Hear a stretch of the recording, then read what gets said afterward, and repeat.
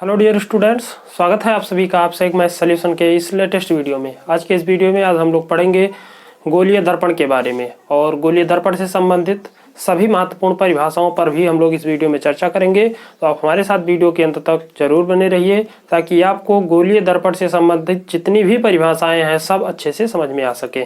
तो चलिए शुरू करते हैं। सबसे पहले हम लोग समझते हैं गोलीय दर्पण को कि गोलीय दर्पण किसे कहते हैं।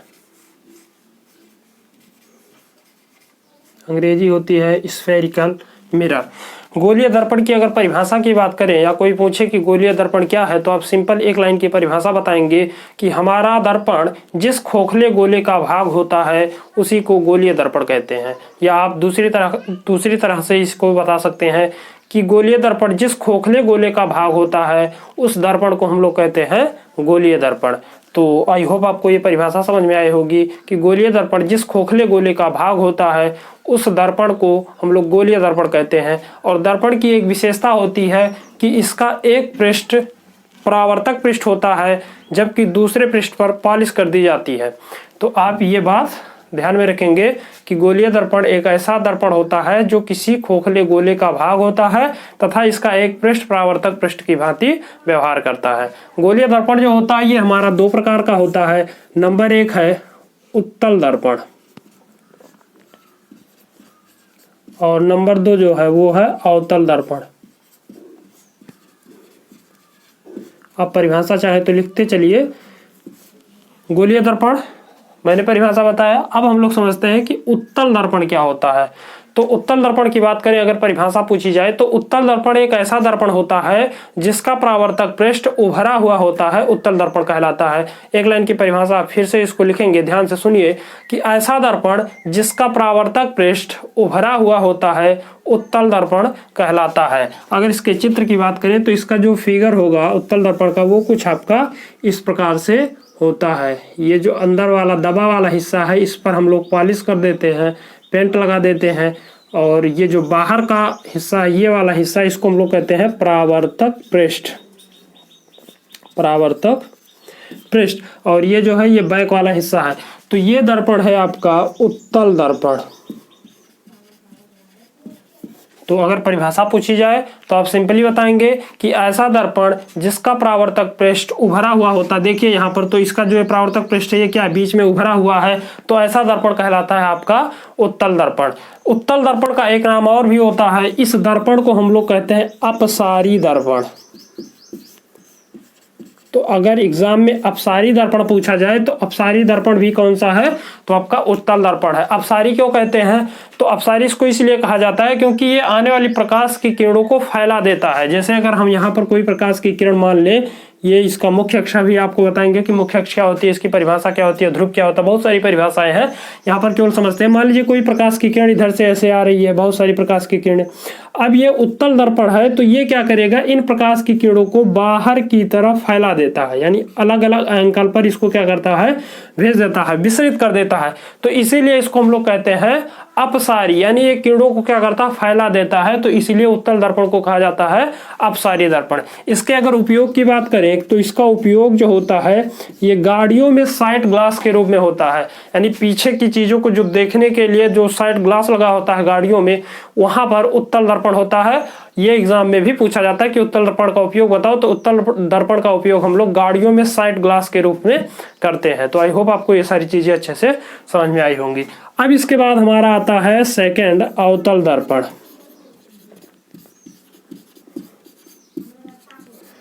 अवतल दर्पण, अवतल दर्पण क्या होता है, तो ध्यान से सुनिए और इसको परिभाषा इसकी नोट कीजिए कि ऐसा दर्पण जिसका परावर्तक पृष्ठ दबा हुआ होता है अवतल दर्पण कहलाता है। फिगर की बात करें तो इसका फिगर कुछ इस प्रकार से होगा। अब ये क्या है, एक गोले का भाग है, इसलिए ये क्या है आपका गोलीय दर्पण। इसीलिए मैंने आपको बताया कि गोलीय दर्पण जो होता है ये दो प्रकार का होता है। वैसे तो दर्पण आपका एक और होता है जो कि समतल दर्पण होता है, जो कि एकदम एग्जैक्ट शीशा जो हम लोग फेस को देखने के लिए, जिसको आईना कहते हैं, उसका उपयोग जब हम करते हैं तो वो आपका होता है समतल दर्पण। हम लोग यहाँ पर पढ़ रहे हैं गोलीय दर्पण। तो गोलीय दर्पण जो होता है वो आपका 2 प्रकार का होता है। वैसे दर्पण की बात करेंगे तो दर्पण आपका 3 प्रकार का होगा, उत्तल दर्पण, अवतल दर्पण और एक समतल दर्पण। तो यहाँ पर हम लोग पढ़ रहे हैं अवतल दर्पण। अवतल दर्पण क्या होता है, तो मैंने अभी परिभाषा बताया कि ऐसा दर्पण जिसका परावर्तक पृष्ठ बीच में दबा हुआ होता है उसको हम लोग अवतल दर्पण कहते हैं। तो ये आपका हो गया परावर्तक पृष्ठ। आप देखिए तो ये क्या है, बीच में दबा हुआ है, तो ये है आपका परावर्तक पृष्ठ। अब परावर्तक पृष्ठ क्या होता है, तो जहां से प्रकाश की किरण टकराने के पश्चात पुनः उसी दिशा में वापस या उसी माध्यम में वापस चली आती है, उस पृष्ठ को हम लोग कहते हैं परावर्तक पृष्ठ। तो ऐसा दर्पण जिसका परावर्तक पृष्ठ बीच में दबा हुआ होता है उसको हम लोग कहते हैं अवतल दर्पण। इस दर्पण का एक दूसरा नाम है, इसको हम लोग कहते हैं अभिसारी दर्पण। अभिसारी दर्पण यानी अवतल दर्पण का एक दूसरा नाम है। ये भी एग्जाम में पूछा जाता है, यही पूछा जाता है कि अभिसारी दर्पण बताइए। तो अभिसारी दर्पण पूछे या अवतल दर्पण पूछे, दोनों चीजें एक ही है। अभिसारी का मतलब होता है कि ये बहुत सारी प्रकाश की किरणों को किसी एक पॉइंट पर केंद्रित करता है, यानी सारी की बहुत सारी अंश से अगर कोई प्रकाश की किरण आ रही है तो उन सभी को क्या करेगा, ये एक छोटे से पॉइंट पर केंद्रित कर देता है, इसीलिए इसको हम लोग कहते हैं अभिसारी। जैसे कि अगर हम फिगर की बात करें तो आप इसका फिगर कुछ इस प्रकार से बनाएंगे। ये हो गया दर्पण का ध्रुव। मान लीजिए बहुत सारी प्रकाश की किरणें ऐसे आ रही हैं। अब ये जो अवतल दर्पण है ये प्रकाश की किरणों को बाहर नहीं फैलाएगा, ये सभी प्रकाश की किरणों को इस दर्पण के मुख्य फोकस से होकर के गुजार देता है, यानी किसी एक पॉइंट पर ही सारी की सारी प्रकाश की किरणें जो है वो मिलती हुई प्रतीत होती हैं। इसीलिए इस दर्पण को हम लोग कहते हैं अभिसारी दर्पण, यानी जितनी भी प्रकाश की किरणें हैं सभी को मोड़ करके ये किसी एक पॉइंट पर केंद्रित करता है और उस पॉइंट को हम लोग कहते हैं फोकस। अभी हम लोग फोकस पर भी चर्चा करेंगे, तो आपको इतना केवल ध्यान रखना है कि इस दर्पण को हम लोग कहते हैं अभिसारी दर्पण। इसके उपयोग की बात करें तो इसका उपयोग किया जाता है सर्च लाइट में। सर्च लाइट यानी आप टॉर्च देखे होंगे, टॉर्च के बल्ब के पीछे का हिस्सा आप देखिए तो गोलाकार होता है और वो एक कटोरी नुमा संरचना होती है। आप देखेंगे तो पीछे का हिस्सा बहुत ज्यादा चमकीला होता है और वो ठीक प्रकार होता है किसका, तो वो होता है आपका अवतल दर्पण का। इसके अलावा गाड़ियों की जो हेडलाइट होती है, गाड़ियों की हेडलाइटों में भी क्या किया जाता है, हम लोग प्रयोग करते हैं अवतल दर्पण का, क्योंकि गाड़ियों की हेडलाइट आप देखिए तो पीछे क्या होता है, कटोरी नुमा संरचना होती है और पीछे बहुत ज्यादा चमकीला यानी पॉलिश किया गया होता है, जिसके कारण वो एक अवतल दर्पण की भांति व्यवहार करता है। तीसरा अगर बात करें तो इसका उपयोग हम लोग करते हैं सोलर कुकर में। सोलर कुकर में भी हम लोग क्या करते हैं, अवतल दर्पण का उपयोग करते हैं, क्योंकि ये सूर्य से आने वाली प्रकाश की किरणों को किसी एक ही पॉइंट पर केंद्रित करता है, जिससे खाना वगैरह आसानी से बनाया जा सकता है और हमें काफी पर्याप्त मात्रा में ऊष्मा मिलती रहती है। इसके अलावा जो डॉक्टर होते हैं, डॉक्टर जैसे दांतों के डॉक्टर हो गए, तो दांतों के डॉक्टर जो होते हैं वो अवतल दर्पण का उपयोग करते हैं। अवतल दर्पण की एक विशेषता होती है कि ये छोटी सी वस्तु का बड़ा सा प्रतिबिंब बनाता है, इसीलिए अवतल दर्पण का उपयोग जो है डॉक्टर करते हैं दांत वाले, कि अंदर के जो दांत होते हैं उनका फिगर स्पष्ट रूप से देखने के लिए वो लोग अवतल दर्पण का उपयोग करते हैं, क्योंकि जब वो सामने करते हैं तो दांत के जो अंदर का जो भाग होता है वो बड़ा सा उस दर्पण में दिखाई देता है। तो दंत चिकित्सक भी इसका उपयोग करते हैं। तो ये 3-4 उपयोग आपको याद रखने हैं। अवतल दर्पण का उपयोग हमने आपको बता दिया। उत्तल का होता है कि जो गाड़ियों में साइड ग्लास होती है उसमें हम लोग करते हैं, यानी पीछे की वस्तुओं को देखने के लिए। उत्तल दर्पण की विशेषता होती है कि बड़ी से वस्तु का प्रतिबिंब बहुत छोटा सा बनाता है, और अवतल दर्पण की एक विशेषता होती है कि बहुत बड़ा किसी बहुत छोटी सी वस्तु का प्रतिबिंब जो है वो बहुत ज्यादा बड़ा कर देता है। तो आई होप आपको यहाँ तक सारी चीजें अच्छे से समझ में आई होंगी। यहाँ तक का अगर स्क्रीनशॉट लेना चाहे तो ले सकते हैं। अब हम लोग पढ़ेंगे गोलीय दर्पण से संबंधित कुछ बहुत ही महत्वपूर्ण परिभाषाएं, जैसे कि दर्पण का ध्रुव क्या होता है, दर्पण का मुख्य फोकस क्या होता है। तो आप पहले यहाँ तक का स्क्रीनशॉट लीजिए। चलिए अब हम लोग समझ लेते हैं कि गोलीय दर्पण से संबंधित कुछ महत्वपूर्ण पद होते हैं, जैसे कि दर्पण का ध्रुव हो गया, दर्पण का मुख्य फोकस हो गया, दर्पण का मुख्य अक्ष हो गया, फोकस दूरी हो गई, वक्रता त्रिज्या हो गया, वक्रता केंद्र हो गया। ये सारी चीजें होती क्या है, क्योंकि अगर आपको दर्पण लेंस दोनों को अच्छे तरीके से समझना है तो इन सारी परिभाषाओं का याद होना परम आवश्यक है। तभी आप इसका जो आगे का टॉपिक जो भी है कि दर्पण के द्वारा भी हम लोग पढ़ेंगे प्रतिबिंबों की बनने की बहुत सारी स्थितियां होती हैं, फिर न्यूमेरिकल जब सॉल्व करते हैं तो वहां सब इन सब का उपयोग, इन सारी पदों का उपयोग होता है। तो अगर आप इन पदों को अच्छे से जानते हैं, इनकी परिभाषाओं को समझते हैं, तो आप अच्छे से आगे के जो भी टॉपिक है वो आपको अच्छे से समझ में आएंगे। तो चलिए शुरू करते हैं। सबसे पहले हम लोग समझते हैं कि दर्पण का ध्रुव क्या होता है। ये वैसे भी बोर्ड एग्जाम में इसकी परिभाषा 2 नंबर में पूछी जाती है कि वहां पर पूछेगा दर्पण की मुख्य फोकस को परिभाषित कीजिए या दर्पण के ध्रुव को परिभाषित कीजिए। इस प्रकार से क्वेश्चन जो है हर साल जो है रिपीट होता है यहाँ से। तो 3-4 परिभाषाएं आपको ध्यान से उसको वीडियो को देखिए, आपको सारी परिभाषाएं अच्छे से समझ में आएंगी। सबसे पहले हम लोग पढ़ेंगे दर्पण का ध्रुव, जिसको पोल भी कहते हैं। तो दर्पण का ध्रुव क्या होता है, तो जैसे हमने अभी इससे पहले पढ़ा कि गोलीय दर्पण, तो पहले हम यहाँ पर फिगर बनाते हैं, फिर आपको फिगर के द्वारा समझाते हैं कि दर्पण का ध्रुव होता क्या है। हम लोग दोनों दर्पण को एक साथ लेकर के ही समझते हुए चलते हैं। ये हो गया आपका अवतल दर्पण और ये हो गया आपका उत्तल दर्पण। अगर आपको दिक्कत हो तो नाम यहाँ पे लिखेंगे, 2-4 बार आप चित्र बनाएंगे तो आपको वैसे भी स्पष्ट हो जाएगा। ये हो गया अवतल, ये हो गया उत्तल दर्पण। अब दर्पण का ध्रुव पूछा जाए तो दर्पण का ध्रुव जो होता है वो इस दर्पण का मिड पॉइंट होता है, यानी मध्य बिंदु। आप ऐसे परिभाषा लिखेंगे कि दर्पण के मध्य बिंदु को दर्पण का ध्रुव कहते हैं। कोई भी दर्पण है, जैसे आपका ये अवतल दर्पण हो या उत्तल दर्पण हो, तो परिभाषा अगर पूछी जाए कि दर्पण का ध्रुव क्या है तो आप सिंपली परिभाषा लिखेंगे कि दर्पण का जो मध्य बिंदु होता है दर्पण का ध्रुव कहलाता है। तो मैं यहाँ पे लिख दे रहा हूं, आप लिखेंगे दर्पण के मध्य बिंदु को दर्पण का ध्रुव कहते हैं। इसे कैपिटल P से प्रदर्शित किया जाता है,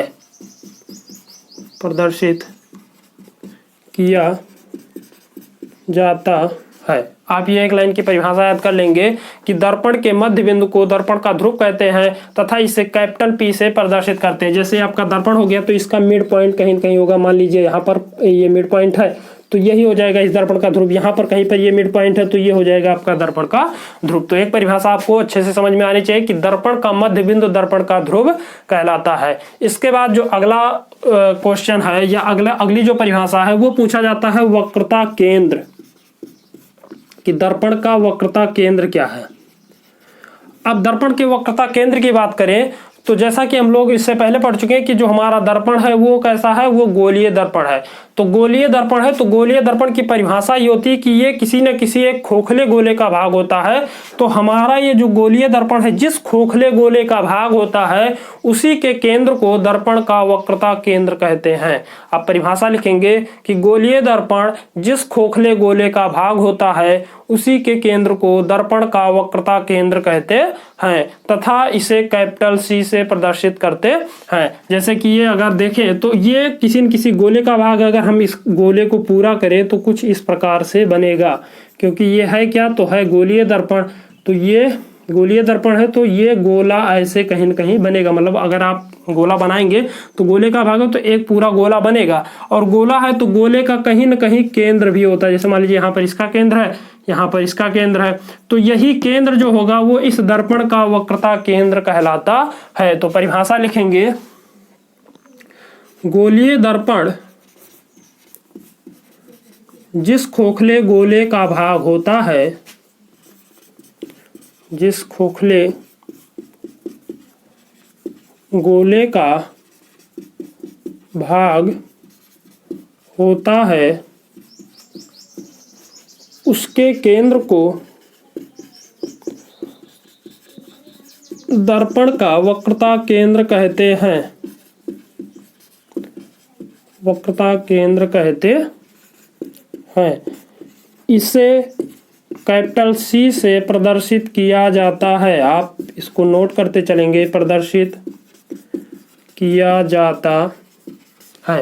यानी हमारा गोलीय दर्पण जिस खोखले गोले का भाग होता है उसी के केंद्र को दर्पण का वक्रता केंद्र कहते हैं और इसे कैपिटल C से प्रदर्शित करते हैं। तो आप इसको लिख लेंगे, ये हो गया कैपिटल C। इसके बाद जो परिभाषा है वो आती है वक्रता त्रिज्या।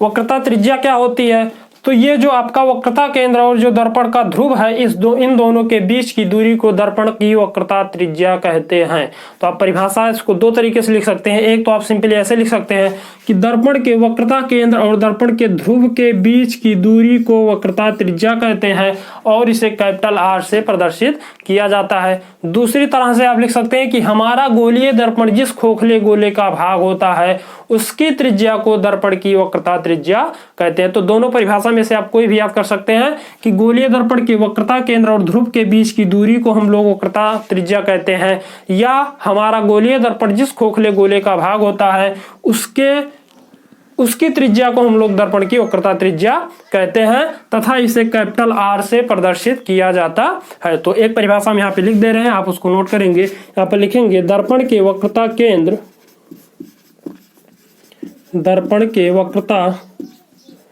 केंद्र तथा ध्रुव के बीच की दूरी वक्रता त्रिज्या कहलाती है। वक्रता त्रिज्या कहलाती है। इसे कैपिटल R से प्रदर्शित किया जाता है। इसे कैपिटल R से प्रदर्शित किया जाता है दर्पण के वक्रता त्रिज्या को। तो आई होप आपको ये सारी चीजें यहाँ तक अच्छे से समझ में आई होंगी। यहाँ तक का अगर आप स्क्रीनशॉट लेना चाहें तो स्क्रीनशॉट लीजिए और इसके बाद चलिए हम लोग कुछ और परिभाषाओं पर चर्चा करते हैं। अब जो हमारी अगली परिभाषा है, तो तीन परिभाषाएं तो हो गई कि दर्पण का ध्रुव क्या है, दर्पण की वक्रता केंद्र क्या है और दर्पण की वक्रता त्रिज्या क्या है। इसके बाद जो अगली परिभाषा है वो होता है मुख्य अक्ष।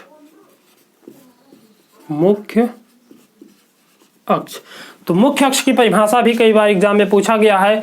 तो हमारा जो ये दर्पण होता है तो दर्पण के वक्रता केंद्र और ध्रुव को मिलाने वाली सीधी रेखा, आप सिंपली एक लाइन की परिभाषा याद करेंगे, दर्पण के वक्रता केंद्र और ध्रुव को मिलाने वाली सीधी रेखा दर्पण का मुख्य अक्ष कहलाती है। तो फिर से एक बार सुनिए, दर्पण के वक्रता केंद्र और दर्पण के ध्रुव को मिलाने वाली सीधी रेखा दर्पण का मुख्य अक्ष कहलाती है। तो यहाँ पर वक्रता केंद्र ये है, ध्रुव ये है, अगर इसको मिलाते हुए अगर आप एक सीधी रेखा ऐसे खींचते हैं, यहाँ पर इसको मिलाते हुए एक आप ऐसी सीधी रेखा खींचते हैं, तो यही रेखा जो है यही कहलाता है दर्पण का मुख्य अक्ष। तो आई होप आपको परिभाषा समझ में आया होगा। मैं यहाँ पे लिख रहा हूँ, आप लिखेंगे दर्पण के वक्रता केंद्र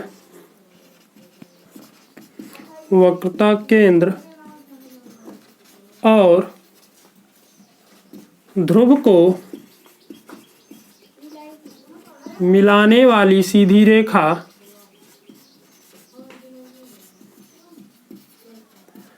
दर्पण का मुख्य अक्ष कहलाती है। मुख्य अक्ष कहलाती है।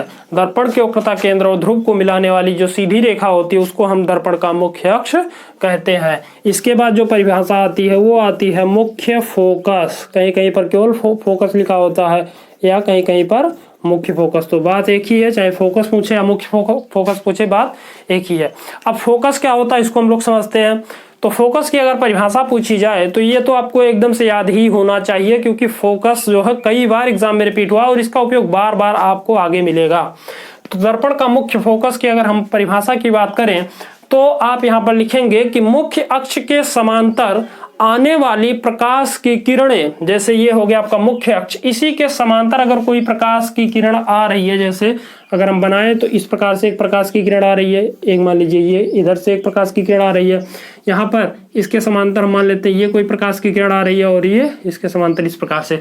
तो मुख्य अक्ष के समांतर, समांतर का मतलब समझते हैं कि मुख्य अक्ष से समान दूरी पर कोई प्रकाश की किरण अगर आ रही है तो दर्पण से परावर्तन के पश्चात, ध्यान से सुनिए, मुख्य अक्ष के समांतर आने वाली प्रकाश की किरण दर्पण से परावर्तन के पश्चात, यहां से क्या होगा, दर्पण के द्वारा परावर्तन होता है, तो परावर्तन के पश्चात मुख्य अक्ष के जिस बिंदु पर मिलती है, आप लिखेंगे मुख्य अक्ष के जिस बिंदु पर मिलती है या मिलती हुई प्रतीत होती है। अब यहाँ पर ये दो शब्द, यहाँ पे दो लाइन कैसे हुआ, यहाँ पर हम लोग पढ़े कि जो अवतल दर्पण है इसमें तो प्रकाश की किरणें वास्तव में मुख्य अक्ष पर मिलती हैं, जबकि जो आपका उत्तल दर्पण ये प्रकाश की किरणों को फैला देता है। तो यहाँ पर वास्तव में नहीं मिलती, लेकिन मिलती हुई हमें प्रतीत होती है, केवल हमें आभास होता है कि प्रकाश किरणें कहीं ना कहीं मिल रही है। तो उस पॉइंट को हम लोग कहते हैं दर्पण का मुख्य फोकस। तो एक बार फिर से परिभाषा सुनिए। मुख्य अक्ष के समांतर आने वाली प्रकाश की किरण दर्पण से परावर्तन के पश्चात मुख्य अक्ष के जिस बिंदु पर मिलती है या मिलती हुई प्रतीत होती है, उस बिंदु को दर्पण का मुख्य फोकस कहते हैं। तो आप परिभाषा लिखेंगे कि मुख्य अक्ष के समांतर आने वाली प्रकाश की किरण परावर्तन के पश्चात मुख्य अक्ष के जिस बिंदु पर मिलती है या मिलती हुई प्रतीत होती है, उस बिंदु को दर्पण का मुख्य फोकस कहते हैं। जैसे उसके बाद आप ये फिगर बनाएंगे, मान लीजिए यहाँ से कोई प्रकाश की किरण जा रही है और यहाँ से, तो ये जो पॉइंट है जहां पर ये प्रकाश की किरण मिल रही है, यही पॉइंट जो है दर्पण का मुख्य फोकस होता है और इसको हम लोग कैपिटल एफ से प्रदर्शित करते हैं। यहाँ पर ये इधर रिफ्लेक्ट हो गई और ये प्रकाश की किरण इधर रिफ्लेक्ट हो गई, लेकिन इसको जब आप आगे बढ़ाएंगे तो ये कहीं न कहीं ऐसे मिलता हुआ प्रतीत होगा। तो यही जो हमें मिलता हुआ प्रतीत होता है, यही पॉइंट जो होता है, यही कहलाता है दर्पण का मुख्य फोकस। तो आई होप आपको ये परिभाषा अच्छे से समझ में आया होगा। तो मुख्य फोकस की परिभाषा आप एक बार फिर से वीडियो को रिवाइज कीजिए, वहां से सुन करके आप नोट करिए। इसके बाद आता है फोकस दूरी। फोकस दूरी की बात करें तो सिंपल एक लाइन की परिभाषा है, दर्पण के ध्रुव और फोकस के मध्य दूरी जो होती है उसी को दर्पण की फोकस दूरी कहते हैं। दर्पण के ध्रुव और दर्पण के मुख्य फोकस के बीच की दूरी को दर्पण की फोकस दूरी कहते हैं और इसे स्मॉल एफ से प्रदर्शित करते हैं। तो आप यहाँ पर लिखेंगे दर्पण के मुख्य फोकस और दर्पण के मुख्य फोकस और ध्रुव के बीच की दूरी फोकस दूरी कहलाती है। फोकस दूरी कहलाती है। इसे स्मॉल एफ से प्रदर्शित करते हैं। इसे स्मॉल एफ से प्रदर्शित करते हैं, यानी ये जो लंबाई है यही लंबाई आपकी होती है दर्पण की फोकस दूरी और इसको हम लोग स्मॉल एफ से दिखाते हैं। तो आई होप आपको पूरा कॉन्सेप्ट अच्छे से समझ में आया होगा। अगर आपको कोई दिक्कत हो तो कमेंट बॉक्स में कमेंट करके ज़रूर बताइए और अगर आपको वीडियो अच्छा लगा हो तो चैनल को सब्सक्राइब कीजिए और वीडियो को लाइक भी कीजिए और शेयर भी कीजिए। मिलते हैं अगले वीडियो में अगले टाइप के, और जो हमारा अगला टॉपिक है इसके आगे का जो भी है उसको हम लोग अगले वीडियो में पढ़ेंगे। मिलते हैं अगले वीडियो में, तब तक के लिए जय हिंद।